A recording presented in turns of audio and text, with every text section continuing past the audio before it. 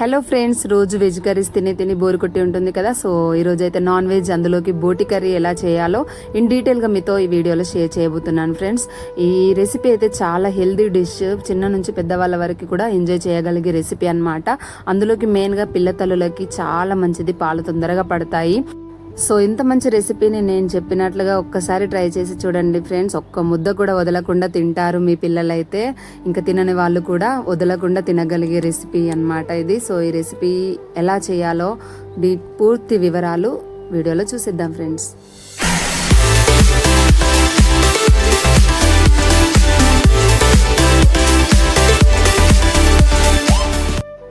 Friends, ఈరోజు recipe అయితే start చేద్దాము. సో నేనైతే 1 kg బోటి తీసుకున్నాను ఫ్రెండ్స్. హాట్ వాటర్ అయితే యాడ్ చేసుకున్నాను. హాట్ వాటర్లోకి ఈ బోటిని అంతా కూడా డిప్ చేసి పెట్టుకోవాలి. సో అందులో నుంచి క్లీనింగ్ మొత్తం చేసేసుకోవాలి కదా. బోటి అంటేనే మనకి మేక కానీ గొర్రె కానీ పొట్ట పాట అనమాట. అది తిన్న తర్వాత తినడానికి గడ్డిని మొత్తం తీసుకున్నదంతా పొట్టలోకే కదా. సో అది మొత్తం గ్రీన్ కలర్గా కొంచెం ఉండిపోతుంది. తినగా అరిగిందంతా కూడా పేగులకి అలా అంటుకొని ఉంటుంది. సో అది మొత్తం మనం క్లీన్ చేసుకోవాలన్నమాట. బోటి క్లీనింగ్ అయితే చాలా టైం పడుతుంది. సో వన్స్ క్లీనింగ్ అయిపోయిందంటే కనుక వండడం చాలా ఈజీ. సో ఆ క్లీనింగ్తో సహా ఈ వీడియోలో చూపించబోతున్నాను. సో మీరు కూడా ఒక్కసారి ట్రై చేయండి ఫ్రెండ్స్. నేను చెప్పిన కొలతలతో ట్రై చేయండి, చాలా ఎమ్మీగా ఉంటుంది. నేను ప్రతిసారి ఇలాగే చేస్తాను, మా పాపకి కూడా పెడతాను. నేను కూడా ఎంజాయ్ చేస్తూ అసలు ముక్క కూడా వదలకుండా కంప్లీట్ చేసేస్తాము ఇంట్లో. సో అంత మంచి రెసిపీ అనమాట. మాకు చాలా ఇష్టం కూడా మా ఇంట్లో బోటి అంటే. సో ఇంత మంచి రెసిపీ ఎలాంటి నీచు వాసన అలాంటిది ఏం రాకుండా ఉండాలంటే ఫస్ట్ క్లీనింగ్లోనే ఉంటుంది మొత్తం ప్రాసెస్ అంతా. సో మనం ఎంత బాగా క్లీన్ చేసుకుంటే కర్రీ అంత టేస్టీగా కుదురుతుంది అనమాట. ప్రతిసారి నేనే క్లీన్ చేసుకుంటాను. అంతే, ఇది మా వారి దగ్గర నుంచి నేర్చుకున్నాను అనమాట. మా వారు క్లీన్ చేసేవారు. సో ఏ పైన సరే రాదు అని అనుకుంటే రాకుండానే ఉండిపోతుంది కదా. కాబట్టి మా వారి నుంచి నేను కూడా నేర్చుకున్నాను. ఎప్పుడైనా ఆయన అవైలబుల్గా లేనప్పుడు నేను చేసుకోవాలి కదా, ఇది మొత్తం ఆయన కోసం వెయిట్ చేస్తూ ఉండలేను కదా. సో అందుకని నేనే నేర్చేసుకున్నాను. ఇంచక్క ఎప్పుడైనా సరే క్లీనింగ్, అలాగే కటింగ్, కర్రీ వండడం, ఎవ్రీథింగ్ అనేది నేనే చేసేసుకుంటాను అనమాట. సో చాలా బాగా నేర్చేసుకున్నాను. మా వారు కూడా అంటారు, బాగా క్లీన్ చేస్తున్నావు, నేను ఎలా చేసేవాడినో అలాగే క్లీన్ చేస్తున్నావు అని అంటారనమాట. కర్రీ కూడా చాలా బాగా కుదురుతుంది. కర్రీ టేస్టీగా ఉంది అంటేనే మనం అర్థం చేసుకోవచ్చు క్లీనింగ్ చాలా బాగా జరిగిందనమాట. ఇక్కడ చూస్తున్నారు కదా, ఇవి పేగులలో నుంచి వ్యర్థం అంతా వెళ్తుంది కదా. సో అందుకని ఒక 2-3 టైమ్స్ వాటర్ పడుతూ గుట్టలలో నుంచి అటు ఇటు అనేసి పడబోసేయాలి. చాలా గ్రీనిష్ వెళ్ళిపోయింది. సో బాగా క్లీన్ చేసుకోవాలి. అలాగే ఇది బొంత పార్ట్ కదా. సో ఇది మొత్తం కూడా ఆల్రెడీ నేను ఫస్ట్ డే హాట్ వాటర్లో నానబెట్టేసి అది మొత్తం తీసాను, చూపిస్తున్నాను కదా చేతులలో. ఇదంతా కూడా తీసేసాను. ఆల్రెడీ రాక్స్ తినేయడం కూడా జరిగింది.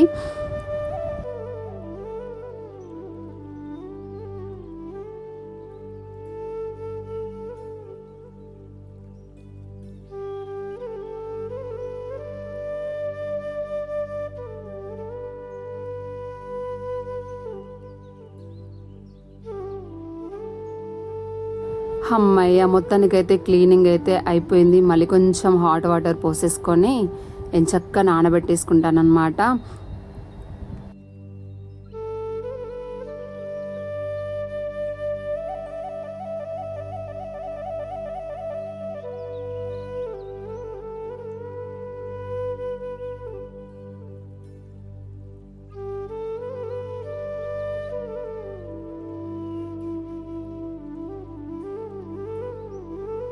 ఇంకా క్లీనింగ్ నుంచి కాస్త కటింగ్కి వచ్చానండి. ఇంకా కట్ చేసుకోవాలి. కట్ చేసుకోవడం కూడా కొంచెం హార్డ్ వర్కే చెప్పాలంటే. ఎందుకంటే మిగతా మటన్ పాటలా అయితేనేమో పీసెస్ వైజ్గా ఈజీగా కటింగ్ వస్తుంది. కాకపోతే బోటి అయితే చేతిలో నుండి జారుతుంది అనమాట.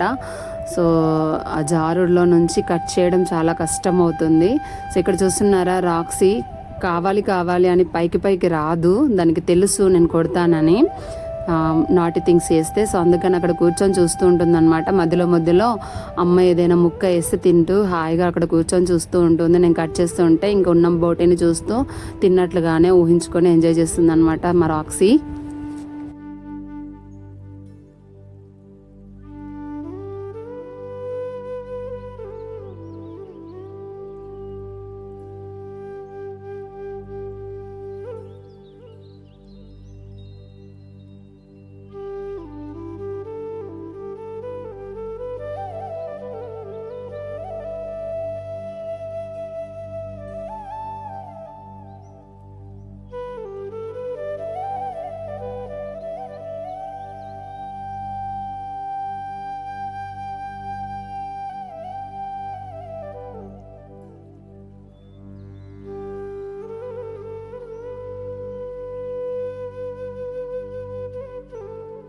ఇంకా అటు ఇటు పడి కటింగ్ కూడా అయిపోయింది ఫ్రెండ్స్. ఇంకా కర్రీలోకే వెళ్ళిపోవాలి. సో వెళ్ళిపోయే ముందు ఒక్కసారి ఇక్కడ చూపిస్తాను మా పాప ఏం చేస్తుందో, నన్ను డిస్టర్బ్ చేయకుండా నా పనిలో నేను ఉంటే తను చక్కగా ఆడుతుంది. కాకపోతే ఇంటి మొత్తం అంగడి వేసిస్తుంది.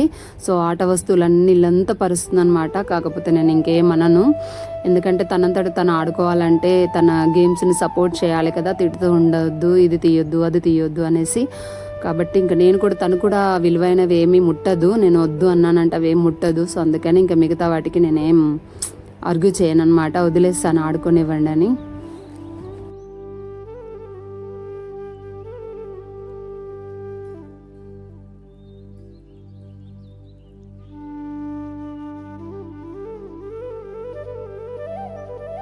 ఇంక ఇక్కడ ఫిషెస్కి కూడా ఫీడ్ చేస్తాను, ఇంచక్క ఆడుకుంటాయి ఇంకా ఈవినింగ్ వరకు. ఈ బోటి కట్ చేయగా అందులో నుంచి వచ్చిన వాటర్ ఉంటాయి కదా, బ్లడ్ వాటర్, అవి నేను వేస్ట్గా పడబోయానండి. కరివేపాకు చెట్టుకు కానీ ఇంకా మరి ఇతర చెట్లకి కూడా పోస్తాను. సో అవి చాలా బలం చెట్లకి కూడా.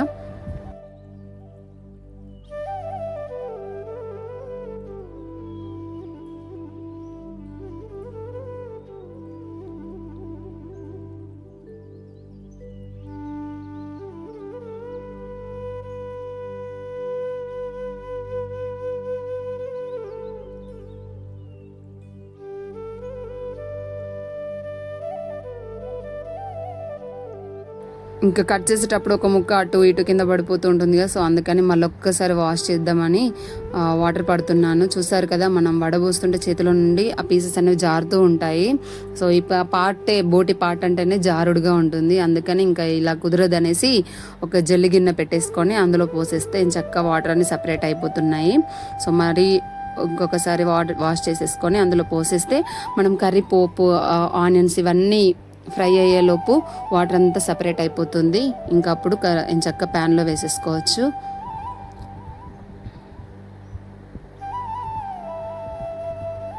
సో ఇప్పుడు కర్రీలోకి వెళ్ళే ప్రాసెస్ చూద్దాం ఫ్రెండ్స్. ఇక్కడైతే నేను ఆనియన్స్ కట్ చేస్తున్నాను, అలాగే టమాటో కూడా కట్ చేసుకుంటున్నాను, పచ్చిమిర్చి కూడా. ఆనియన్స్ చిన్నగా అవసరం లేదు, పెద్దగానే ఓన్లీ పొడవుగా కట్ చేసుకుంటే సరిపోతుంది. ఇంకా పచ్చిమిర్చి కూడా ఒక 4 to 5 తీసుకుంటే సరిపోతుంది. కారం కూడా వేస్తాం కాబట్టి పచ్చిమిర్చి ఎక్కువగా అవసరం లేదు. టొమాటో కూడా చాలా ఇంపార్టెంట్ పార్ట్ ఇందులో. సో టొమాటో వేస్తే వచ్చే టేస్టే వేరనమాట. ఇంక ఇక్కడ కట్ చేస్తుంటే నాకు చెయ్యి అయితే తెగింది. ఇంకా చేసేదేం లేక పసుపు పెట్టాను, చాలా మంటగా ఉందన్నమాట. తర్వాత చూసుకొని ఇంకా కుదరట్లేదు అనేసి బ్యాండేజ్ వేసాను. ఇక్కడైతే ఇంగ్రీడియంట్స్ చూద్దాం ఫ్రెండ్స్. కట్ చేసుకున్న ఆనియన్స్, పచ్చిమిర్చి, అలాగే టొమాటో, బగారా సామాను, కారం, ఉప్పు, పుదీనా, అలాగే అల్లం వెల్లుల్లి పేస్ట్, పసుపు, ఇంకా తగినంత ఆయిల్, అలాగే లాస్ట్లో వేస్తాం కదా గరం మసాలా, ధనియాల పొడి, అవి అయితే అడిషనల్గా కావాలి.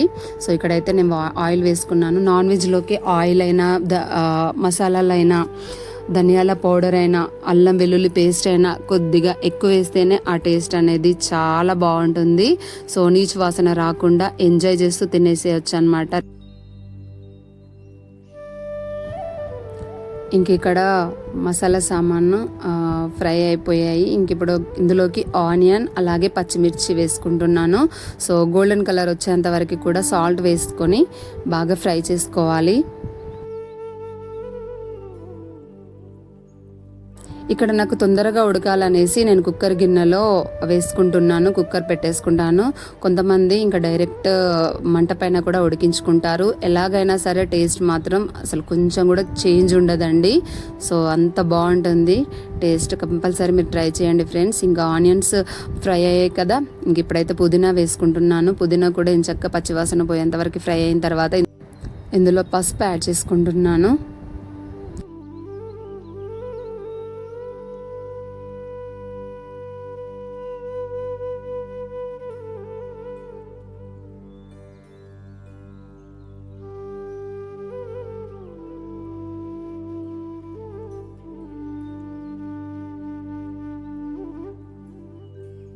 సో బాగా కలుపుకున్న తర్వాత ఇందులోకి అయితే టొమాటో వేస్తున్నాను.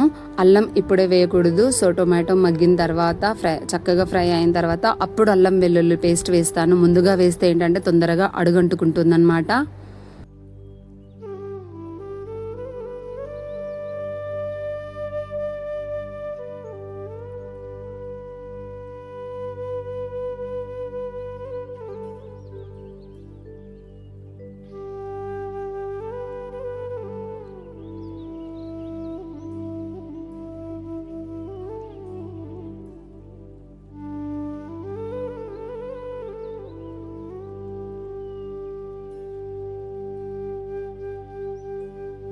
సో చూసారు కదా ఫ్రెండ్స్, టొమాటో బాగా ఫ్రై అయిపోయింది. ఇంక ఇప్పుడు అల్లం వెల్లుల్లి పేస్ట్ యాడ్ చేసుకొని పచ్చివాసన పోయేంత వరకు బాగా కలుపుకోవాలి. ఇక్కడ నేను ఇంట్లో తయారు చేసుకున్న అల్లం వెల్లుల్లి పేస్ట్ మాత్రమే వాడుతున్నాను.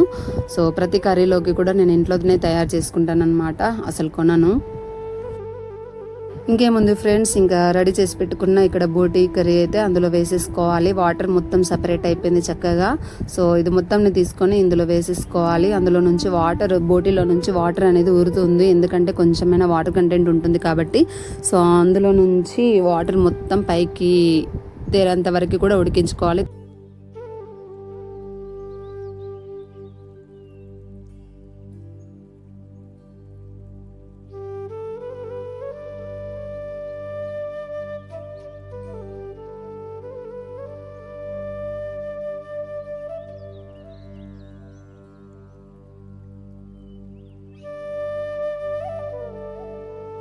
చూసారు కదా, అసలు వాటర్ ఏమి యాడ్ చేయకుండానే బోటిలో నుంచి వాటర్ ఎలా ఊరిందో.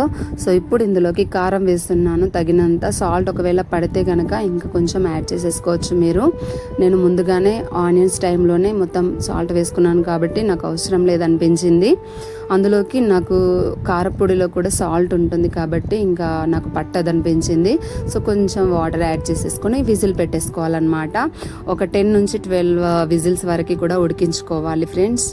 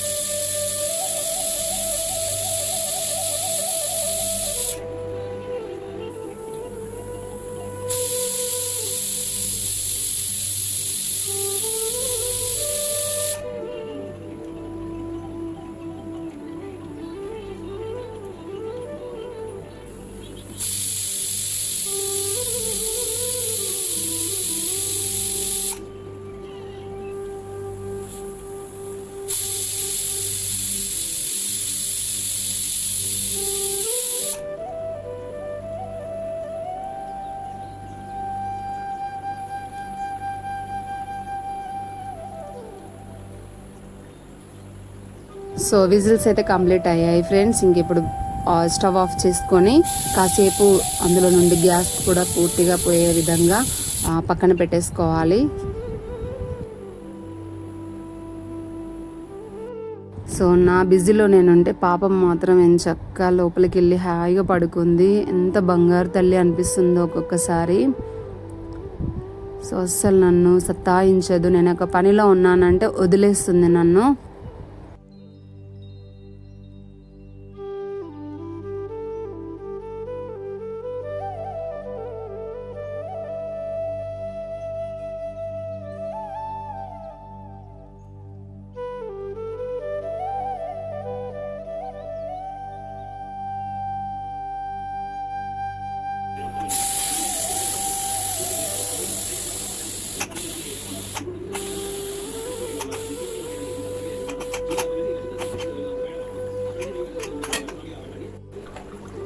చూసారు కదా ఫ్రెండ్స్, బోటి కర్రీ చాలా కలర్ఫుల్గా ఉంది కదా. సో టేస్ట్ కూడా ఏమాత్రం తగ్గకుండా ఉంటుంది. సో ఉడికిందా లేదా చూడడానికి ఒక్క చిన్న పీస్ సరిపోతుంది. నేనైతే ఈ పైప్ తీసుకున్నాను అనమాట, పేగుళ్ళు పార్ట్. సో చూస్తే కనుక ఇంచక్క సెపరేట్ అయిపోయింది కాబట్టి చాలా బాగా ఉడికిపోయింది. బోటి అయితే ఇంకా తినడానికి రెడీ అయిపోయినట్లే. బట్ తినే ముందు ఇంకొంచెం ఉంది ప్రాసెస్. సో ఈ సూప్ కాస్త చిక్కగా పడడానికి కొంచెం ఇందులోకి ధనియాల పౌడర్ అలాగే గరం మసాలా వేసుకొని మరొక 5 మినిట్స్ అలా ఉడకబెట్టిన తర్వాత ఇంకా మంచి కలర్లోకి వస్తుంది కర్రీ అయితే. టేస్ట్ కూడా అద్దరిపోతుంది ఫ్రెండ్స్.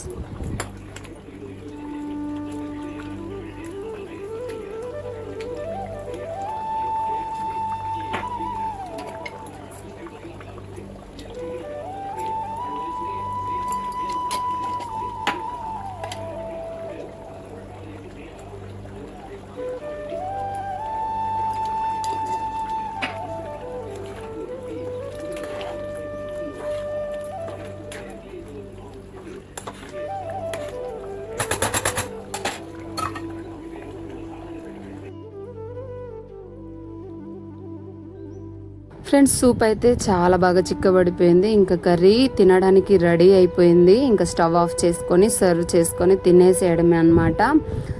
చాలా ఎమ్మె ఉంది, చూస్తూనే నోరూరిపోతుంది కదా ఫ్రెండ్స్. ఇంకెందుకు ఆలస్యం, మీరు కూడా కంపల్సరీ మీ ఇంట్లో ట్రై చేయండి. తినని వాళ్ళు కూడా ఒక్కసారి తింటే మరీ వదిలిపెట్టకుండా తినగలుగుతారు. సో నేనైతే ప్లేట్లో సర్వ్ చేసేసుకొని ఇంకా తినడానికి రెడీ అయిపోయాను అనమాట. మీకు చూపిద్దామనేసి. చాలా టేస్టీగా ఉంది. సాల్ట్, కారం, ఎవ్రీథింగ్ సరిపోయిందనమాట. మా పాప కూడా ఎంజాయ్ చేస్తూ తినేసింది. అంత బాగుందంటే నమ్మండి.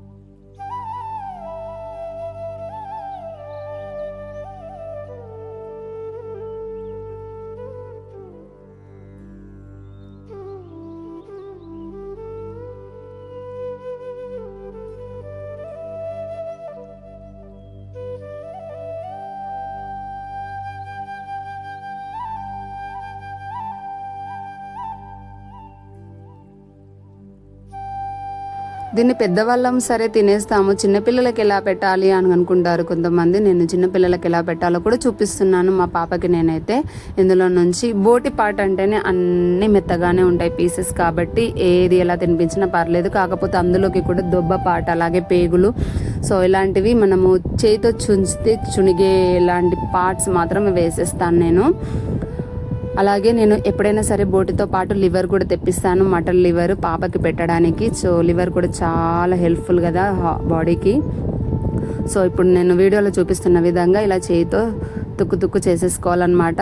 వాళ్ళకి నోట్లో వెళ్తే ఈజీగా చప్పరించే విధంగా. ఇప్పుడే అంత ఈజీగా నమ్మలేరు కదా, సో మింగగానే కడుపులోకి వెళ్ళిపోయినా సరే ఈజీగా అరిగే విధంగా ఇలా చేయితో మ్యాష్ చేసేస్తున్నాను అన్నమాట పీసెస్ని.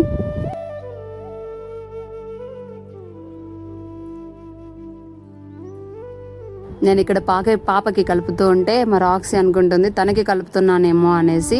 ఎప్పుడు అలాగే అనుకుంటుంది. ఒక బౌల్లో అన్నం కలుపుతున్నానంటే చాలా దానికే అనుకుంటుంది అనమాట. అలా చూస్తుంది. సో అందులోకి బోటి కదా, సో ఇష్టంగా ఎదురు చూస్తున్నట్టుంది. దానికి కూడా పెట్టేసేయాలి నైట్కి. సో మొత్తం మ్యాష్ చేసుకున్న తర్వాత ఇలా అయిపోయింది. ఇందులోకి రైస్ వేసి చక్కగా కలుపుకొని ఇందులోకి కాస్త నెయ్యి యాడ్ చేసేసి పెట్టేస్తే పిల్లలు అసలు కారం అనకుండా హ్యాపీగా తినేస్తారు, ముద్ద వదలకుండా. మా పాపకి ఎప్పుడైనా సరే ఇలాగే పెడతాను. సో ఇంత మంచి రెసిపీ మీరు తప్పకుండా ట్రై చేయాల్సిందే ఫ్రెండ్స్. మీ పిల్లలకి కూడా పెట్టండి. చాలా హెల్దీ డిష్. ఎవరైనా బాలింతలు ఉంటే కూడా ఇది వండి పెట్టండి. సో చాలా ఇష్టంగా తింటారు. అలాగే బాడీకి కూడా మంచిదన్నమాట. పాలు చాలా తొందరగా పడతాయి బేబీస్కి. సో వీడియోని అయితే ఎండ్ వరకు చూసినందుకు చాలా ధన్యవాదాలు. సో మరిన్ని వీడియోస్ కోసం మన ఛానల్ని లైక్ చేయండి, షేర్ చేయండి, అలాగే కామెంట్ చేయండి. సబ్స్క్రైబ్ చేసుకునే వాళ్ళు ఉంటే సబ్స్క్రైబ్ చేసుకోండి. అలాగే దాని పక్కన నోటిఫికేషన్ బెల్ ఉంటుంది, అది క్లిక్ చేయడం మర్చిపోవద్దు.